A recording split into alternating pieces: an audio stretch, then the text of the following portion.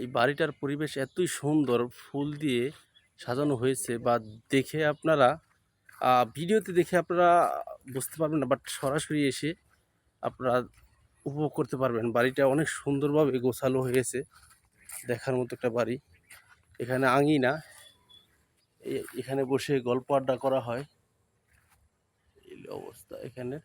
আর এখানে বিভিন্ন ফল গাছ লাগানো হয়েছে। এটা এই ফলের কি নাম সেটা আমি সঠিক জানি না, আপনারা কেউ জানলে কমেন্টে জানাবেন।